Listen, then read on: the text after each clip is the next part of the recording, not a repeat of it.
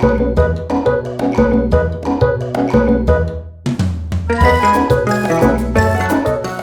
Barbara Baxter, and I'm happy.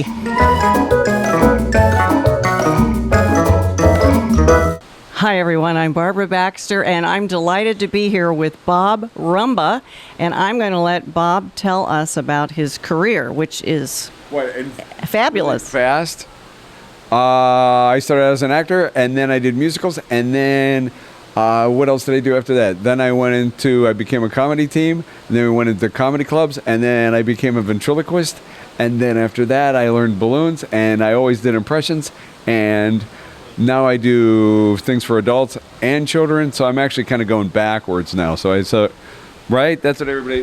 You go backwards. Right. Everybody else starts out doing children's shows, and then they work their way up. I started out big, and then I worked my way down. Well, that's good. You're diverse. Then I can go back up again if I want. I figured it keeps going in a circle.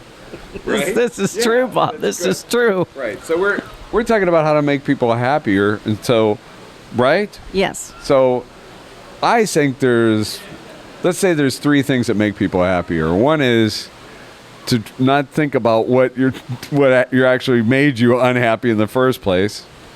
Right. Okay. Another one is to make fun of what's going on. I like that. Or make fun of what's going on with other people. Okay. So a lot of people, are we talking to people that dealt with cancer? A lot of people have cancer. Well, sure. I'm a cancer survivor. Right. A lot of people have it because they smoke cigarettes.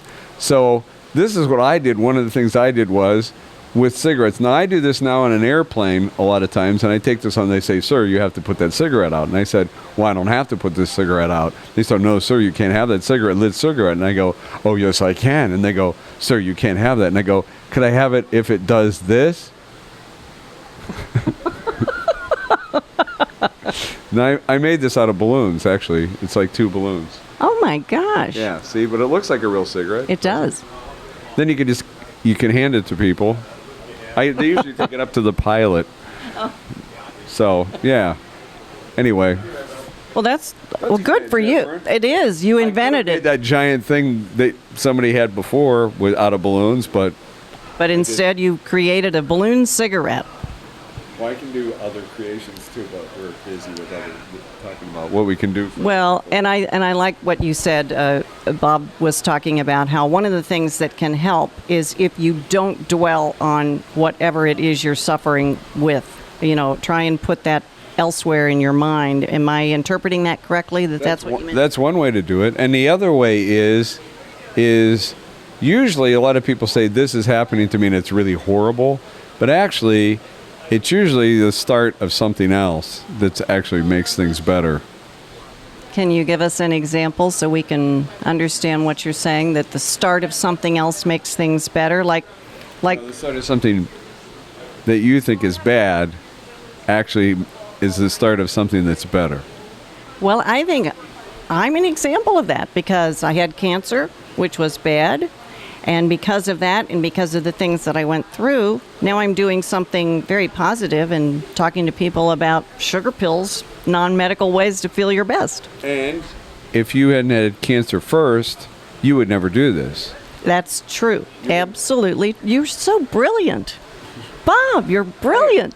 That's a nice compliment. Do I owe you anything? Thank you, Bob. The best way to feel your best is... let's go over those things. Okay, you first. All right. One is, if you feel bad, that you have to realize that it's only a start to feeling better about something else, because it's a window to take you someplace else. Exactly. Number one. And number two? Number two is, once you do that, you can be like Barbara and use what you've learned to help other people. And helping other people also makes you feel better, because not only are you making them feel better, but it makes you feel better. Was that number 3? No, that's number 2. Okay, what's number 3? Number 3. Door number 3. Door number 3 is always refer to 1 and 2. No.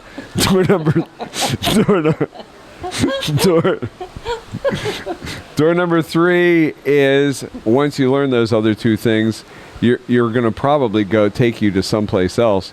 There are a lot of people that do that that takes them to the next thing as far as maybe spiritual, prayer or God, all those, that whole route, which is supposed to take you to when you do leave where we are now. It sort of helps prepare you for that. And sometimes you can help other people prepare for that because they get afraid. So That's true. Thank you, Bob. But you're not afraid if you don't even think about it in the first place. So, right? Right. So number 3 actually does take you back to 1 and 2.